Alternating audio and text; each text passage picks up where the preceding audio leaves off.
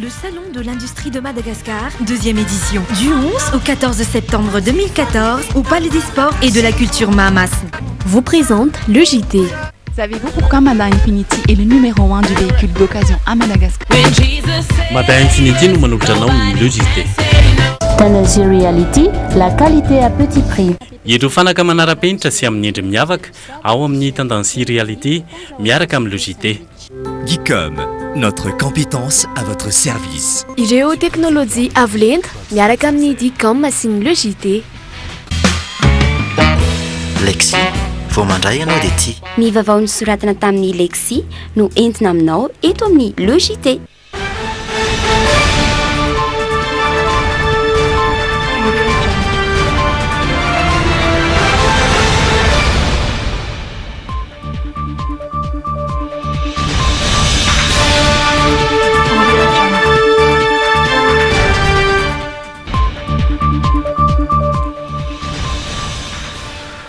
Ardia faly hatrany izay no miaona aminao izao takariva izao eto amin'ny Dreamin tonga soa tompolasy tongovavy atao anatin'ny le JT nitenako sy Sonia Andrenerina hatrany no anolotra izany aminao. Mirabanao Jerry Edouard mankasitraka antsika rehetrany koa izay manjoy ny fahita lavitra Dreamin amin'ity takariva ity. Ny vaovao izay nitsongadina androany talata fa 7 ny volana aogositra no arahantsika avy hatrany ao anatin'ny actu ao anatin'ny tapa voalohany.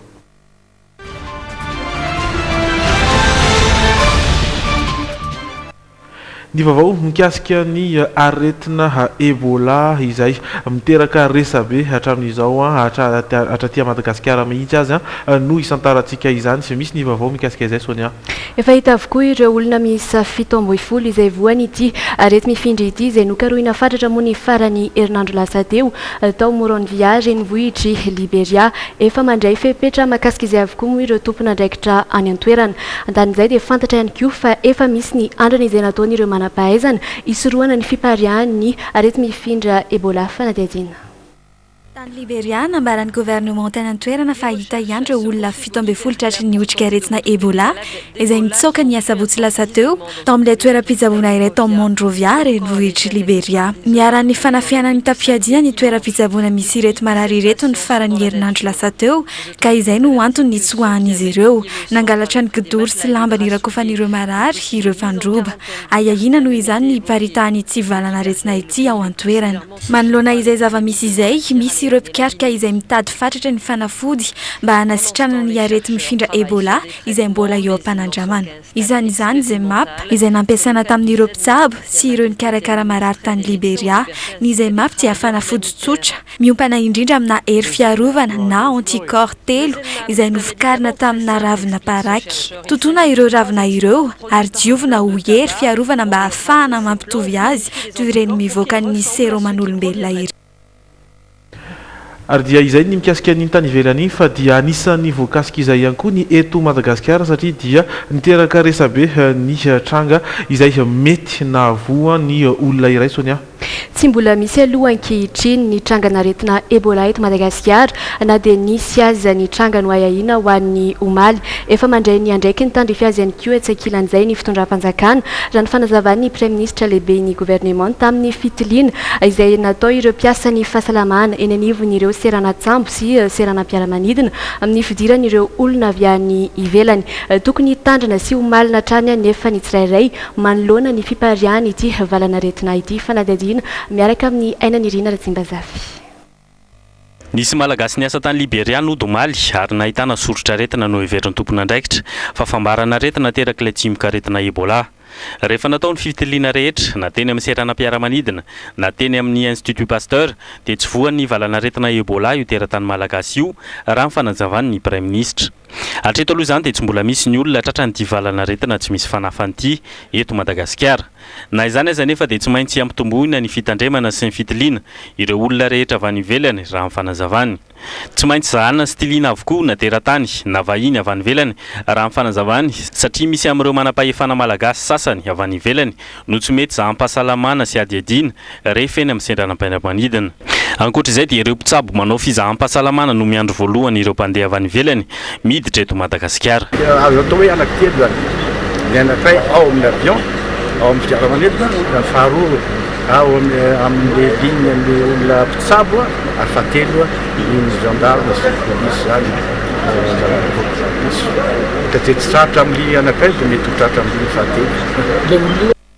Na dia tsy misy trangana retina Ebola reto Madagasikara dia tokony hitandrina hatrany ny tsirairay ary anaraka ireo fepetra tokony atao hisoroana ity varana retina ity isan'izany ny fahadiovana.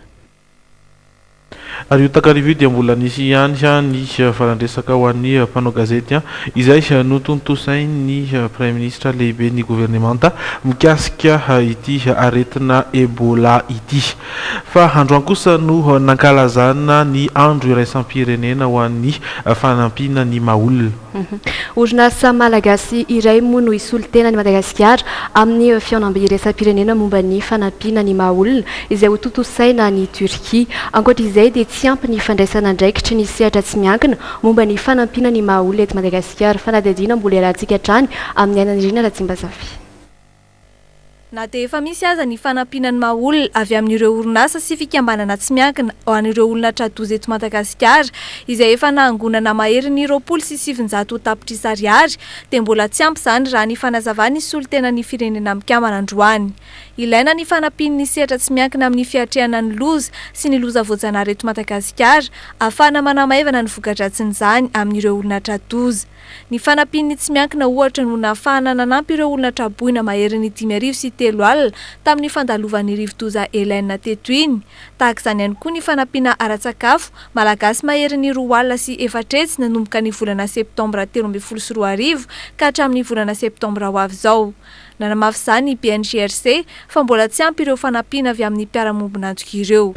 Ny ampy aloha sarotra be ny hiteny fa sambatra izay manana ny ampy izay fitenena fa tsy hanana ny ampy mihitsika fa izay eo am-pelantanana zany no ezahana tantanana amin'ny fomba mahomby. Zay nga manao azo resahana hoe izay eo am-pelantanana no tantanana amin'ny fomba mahomby mba hampisy vokatra tsara ary fa no ampy tsy ho ampy satria maro fonany zao ary zay zao reo tranomay voanaraina indray nisy tranomay 5 tany Tomasina tany vao tamin'ny filazam-bovoa tsy ho araka fa dia ezahana tantanana zany ny eo am-pelantanana. Na dia eo aza ny fanampiana sy ny fandraisana andraikitra ataon'ireo orinasa tsy miankina ireny olona tradozy ireny dia tokony hisy ny fandraisana andraikitry ny fanjakana misimisy kokoa mba hisoroana ny loza tsy hitranga. Isan'izany ohatra ny fifindramonina any Amboasary Atsimo mahery ny iray tapitrisa ireo nitsopinenana noho ny tsy fisian'ny sakafo ary indrindra fa noho ny tsy fisian'ny fandriampahalemana any an-toerana. Tokony hanao ezaka ny fanjakana amin'ny famerenana ny fandriampahalemana any an-toerana sy hanao izay hisian'ny fanjarian-tsakafo any amin'iny faritra Atsimo iny. Ankoatr'izay dia androany no mariana teny amin'ny foibe ny BNGRC ny andro iraisam-pirenena momba ny fanampiana ny maolona na ny Journée internationale de l'aide humanitaire. Orinasa tsy miankina iray ary no isolo tena ny Madagasikara any Turquie mandritra ny fihaonam-be iraisam-pirenena momba ny fanampiana ny maolona. Ary dia lafim-baovao mikasika ny baccalauréat kosa indray no hidirantsika. Efa mianoka tanteraka ao anatin'ny fotoam-panadinana tokoa amin'izao fotoan'izao ireo ankizy satria dia 2 andro sady izay no lasa tamin'ity fanadinana baccalauréat ity. Raha ny nambaran'ireo mpiadina izay sendranay teny amin'ny foibe-panadinana LMA manokana dia ireo taranja efa vita no somary mampanakely azy ireo raha mihoatra amin'izay taranja mbola ho hatrehina ho amin'ny rahampitso sy ny rafakampitso. Raha nambaran'izy ireo hatrany dia maro amin'izy ireo no misafidy ny isakafo eny an-toerana ao kosa nefa ireo anaterany iray aman-dreny ny fanadihadiana avy hatrany. Miditra amin'ny andro faharoan'ny fanadinana ireo mpiadina amin'izao fotoana izao. Taranja 3 sahady izay no vita. Ho an'izy mirahalahy ireto dia ny filozofia no isanana ny sarotra azy ireo nandritra izay 2 andro izay ka mampanamafy azy ireo. Ankoatra ny fonction tamin'ny taranja matematika izay vonokatroany marainio. Tamin'ny fotoana nandalovanay tetỳ an-toerana moa dia mbola teo ampamerenandesina izy mirahalahy. Ny taranja malagasy mantsy no miandry azy ireo io tolakandro io. Mianatra malagasy. Littérature dia mitsiny sy ny tody. Le lesona le fanontaniana tsy maintsy valeny indray. Avy any Akadindramamy sy Nanisana moa izy ireo lahy ireto ka voatery misakafo ety amin'ny manodidina ny foibe-panadinana eto amin'ny LMA satria matahotra ny hotara vokatry ny fitohanany fifamoivoizana raha toa ka mandeha mody. Tsy maintsy ety ihany lavitra be ny tranoko. Sa frais ihany dia sakafo atoatrika dia goûter kely. eo amin'ny 20 eo. Mody dia taraiky be fa tsy maintsy mandeha bus dia embouteillage be any aminay nefa tsy maintsy mijanona tiana amin'ny sakafo. Dia ohatrany isan'andro zao Madagasikara amin'izay hoe frais sakafo atoandro goûter zay 25 000. Vitsivitsy ihany anefa ireo misafidy ny isakafo ety amin'ny hôtely tahaka azy ireo satria ny ankamaroan'ny ankizy dia mody avokoa na anaterana sakafo. Toy ny fanaon'ity renim-pianakaviana iray ity, mianadahy ny zanany manala bac ary 4 alina ariary isan'andro no laniny amin'izany. Ny enina izay dia efa miala ny an-trano dia tonga aty amin'ny enina sasany satria zareo mihatrany fito dia mody indray miantsena mandry sakafo dia miala ny an-trano indray amin'ny 10 sasany. Manao hafa noho ny isan'andro. Ohatrany hoe izay hafa izay?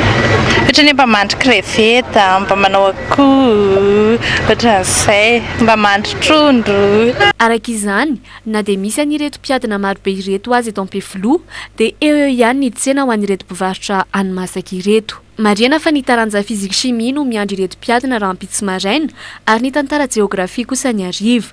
Ho amin'ny alakamisy kosa indray dia ny frantsay no hanomboka izany ary ny taranja siansa kosa no amarana ny fanadinana. Fa dia mbola ao anatin'izay baccalauréat izay tokoa isika amin'izao fotoana izao kanefa aorian'izay dia ny fianarana ambony no miandry ireo mpiadina. Marobe tokoa ny ankizy no maniry ny handrato fianarana eny anivon'ireny université mpanjakana ireny. Saingy vitsy ihany anefa no ankizy afaka baka tafiditra eny anivon'ny université mpanjakana satria miankina amin'ny isan'ny toerana no ahafahana mandray ny mpiadina na izany ajana izany efa dia misy ihany koa ireo ivo-toeram-pampiofanana izay manofana ireny ankizy afaka baka ireny ary afaka ihany koa manampy azy ireo ahita tolotrasa vetivety fanadiadiana. Ny tsy fahampian'ny enti-manana sy ny fahaseranan'ireo ray aman-dreny manoloana ny saram-pianarana mihoapapana eny anivon'ireo université tsy miankina no isan'ny sakana voalohany tsy ahafahan'ireo ankizy manohy ny fianarany rehefa afaka baccalauréat. Satria na maniry ny hiditra eny amin'ny université mpanjakana azy izy ireo dia tsy afaka. Antony miankina amin'ny isan'ny toerana eny anivon'ny université n'Ankatso no ahafahana mandray ireo mpianatra. Ho an'ny taom-pianarana 12 sy 13 farany teo mantsy dia nahatratra 500 sy 3 alina ny isan'ireo mpianatra afaka baccalauréat saingy ny 500 sy arivo tamin'izy ireo ihany no tafiditra teny Ankatso. Ny ambiny izay miisa 2 alina mahery kosa noho izany dia tsy tafiditra noho ny tsy fahafahana tamin'ny fifananana sy ny antony maro samihafa raha nambarany filohan'ny université n'Antananarivo. Mety anahoana raka izany ny hoavin'ireto tanora mahery ny 9 alina miatrika ny fanadinana baccalauréat amin'izao fotoana ireto. Misy ezaka vaovao moa izany nanomboka natao tamin'ny taon-dasa iny ihany koa. Novambra tamin'ny estoana nananganana ny université annexe tany Antsirabe. Ny andro zany amin'izao fotoana misy eo amin'ny 270 eo ny mpianatra any mbola hitombo amin'ity taona ity satria iny zany ilay fananaovana pause première pierre aminay nananganana ny trano any.